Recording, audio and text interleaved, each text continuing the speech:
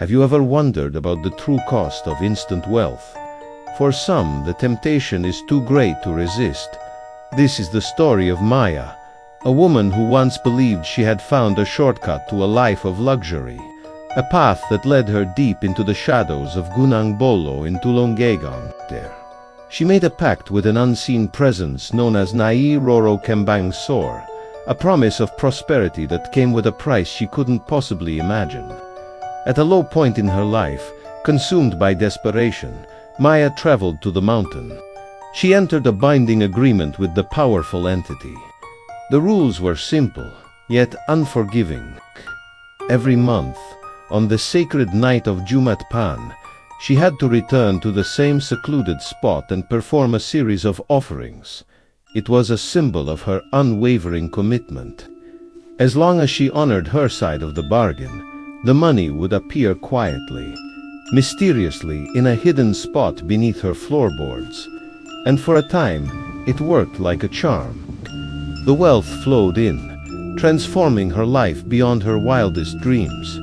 Maya bought a luxurious home, expensive cars, and all the trappings of success. She met and married Ardi, a gentle musician who was completely unaware of the dark source of her newfound fortune. Whenever the ritual night approached, she would lie, telling him she needed to visit her mother, carefully guarding the terrifying secret she lived with.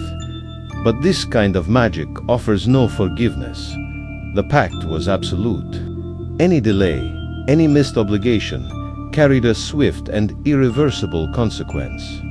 A debt would be collected, always in the form of a sudden, tragic loss.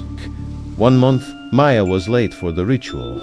It was only by a few hours, but in the world of unseen forces, time is precise. The price was exacted immediately. That very afternoon, she received a phone call that shattered her world. Ardi had been in a fatal accident at a railway crossing. The shock was immense, but the horrifying connection was unmistakable. In that moment of pure grief, Maya knew the pact had taken her husband. Devastated, she tried to move on. She remarried a kind man named Reno, hoping to start a new life, to somehow outrun the shadow that followed her. She believed that perhaps she could find happiness again, that the past could be buried. But the pact wasn't finished with her. A planned trip, a small step toward a brighter future, was abruptly and strangely cancelled, a chilling reminder that the agreement still held a powerful grip on her life. She was not free. As the pact entered its 6th or 7th year, Maya fell gravely ill. Her body grew weak, making the journey to the mountain impossible. She missed another ritual night. The very next day, tragedy struck again. Reno suffered a sudden freak accident at home and died. It was simple, unexpected, and utterly devastating. But Maya knew the pattern. She knew what this was. The pact was collecting another debt. 2 husbands, both taken from her. From that moment on, Maya's world completely collapsed. Her health deteriorated at an alarming rate. She began to age unnaturally fast, her body withering under the strain of the dark energy clinging to her. A constant, heavy feeling of being watched haunted her every waking moment. Her own home, once a symbol of her success, became a place of unimaginable dread. She saw shadows moving in her peripheral vision, heard faint whispers when no one was there, and felt the chilling sensation of something unseen brushing past her in the hallways. Eventually, her body could no longer endure the spiritual and physical torment. Maya fell into a coma, but her consciousness was not at rest. In that deep, unconscious state, she was plunged into a nightmare. She witnessed terrifying visions, horrifying glimpses of the fate that awaited her if she remained bound to the pactan eternity of suffering in a realm of darkness. But then, in the midst of the horror, something shifted. A moment of unexpected clarity broke through the fear.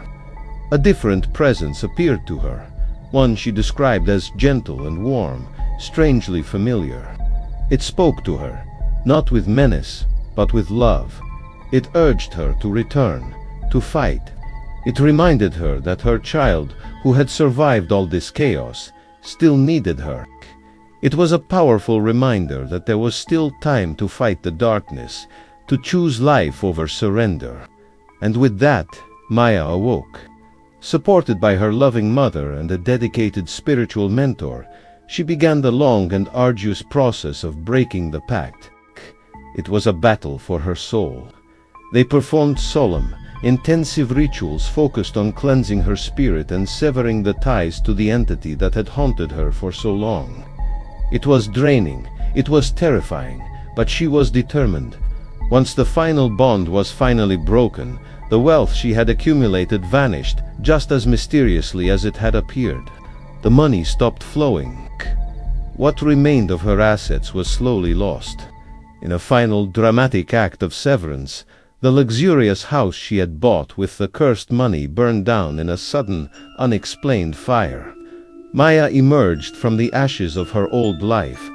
She was stripped of everything: her wealth, her homes, her husbands, but she was alive, and she was free. Today, she lives a modest life, working an honest job for her income.